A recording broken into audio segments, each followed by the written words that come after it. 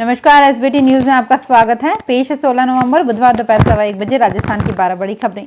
सबसे पहले एक नजर डालते हैं आज के हेडलाइंस पर। नाहरगढ़ पहाड़ी से 500 फीट नीचे गिरी स्कॉर्पियो, युवक की मौत। पहाड़ों पर लगातार बर्फबारी, अश्लील डांस के लिए सस्पेंड अफसर को फिर पोस्टिंग। कोटा में लंदन जैसा पार्क, उल्टे पिरामिड पर दिखेगा वीडियो। और मनरेगा में ऐप से उपस्थिति दर्ज नहीं करने पर मैट होंगे ब्लैकलिस्ट। और अब खबरें विस्तार से।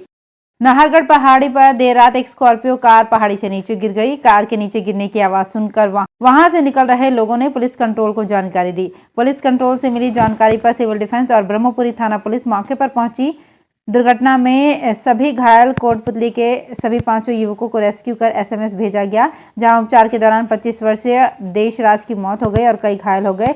सिविल डिफेंस की टीम मौके पर पहुंची, लेकिन जंगल में अंधेरा होने के कारण रेस्क्यू करने में दिक्कतें आई।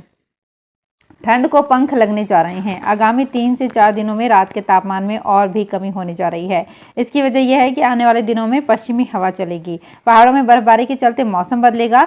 वहीं 22 नवंबर तक हर दिन सुबह धुंध रहेगी। मौसम विभाग के निदेशक डॉक्टर दानिश ने बताया कि लंबे समय के बाद नवंबर के तीसरे सप्ताह में रात का तापमान 14 डिग्री सेल्सियस पर पहुंच गया है।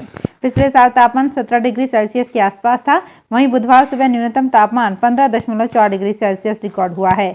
धूप हल्की है और हवा में ठंडक बढ़ चुकी है। अजमेर डिस्कॉम के इंजीनियर्स की अश्लील पार्टी में डांस को लेकर सस्पेंड किए गए एक्सीएन बीएस सोनी को बहाली संग तोहफा दिया गया है।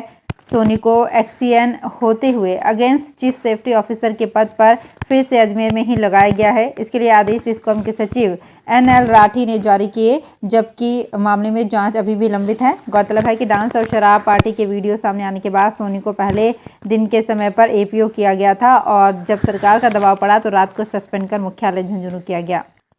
लंदन के सेंट जेम्स पार्क से भी बड़ा सिटी पार्क कोटा में बनकर तैयार हो चुका है। करीब 100 करोड़ रुपए की लागत से 71 एकड़ में बने इस पार्क का नजारा लंदन या यूरोप के किसी पार्क से कम नहीं दिखता।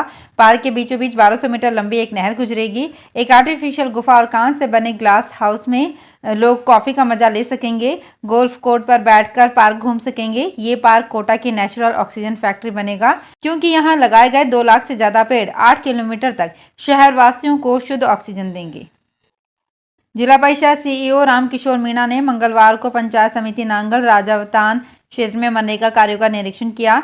इस दौरान उन्होंने एनएमएमएस से उपस्थिति दर्ज नहीं करने पर मैट को ब्लैक लिस्ट करने के निर्देश दिए।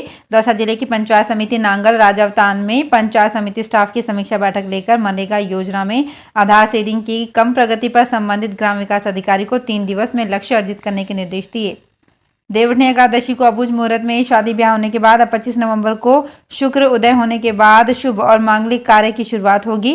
शास्त्रों में विवाह के लिए शुक्र का उदय होना अनिवार्य माना है। उधर शादियों का तौर तरीका पूरी तरह से अब बदल गया है। रस्में रीति रिवाज 2.5 घंटे में निपट रहे हैं। राजस्थानी परंपरा वाले बाड़मेर जिले में भी लोग आधुनिकता के साथ ढल रहे हैं।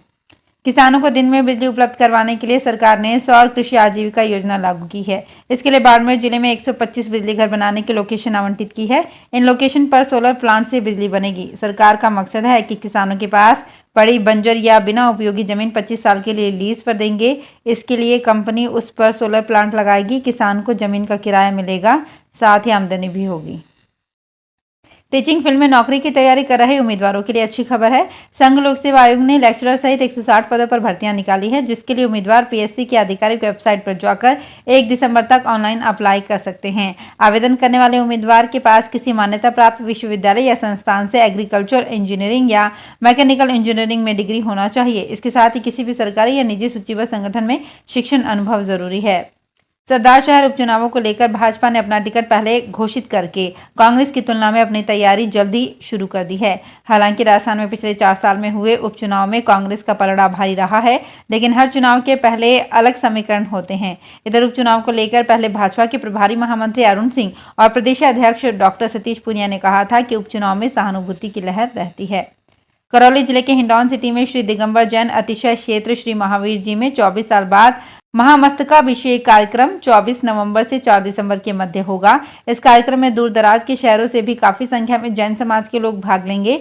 ऐसे में लंबी दूरी की कई ट्रेनों का ठहराव नहीं होने पर गत दिनों रेल उपभोक्ता सलाहकार समिति के सदस्य महेश चंद्र भंडारी के नेतृत्व में एक प्रतिनिधि मंडल ने स्थानीय स्टेशन अधीक्षक को ज्ञापन देकर ट्रेनों के ठहराव की मांग की।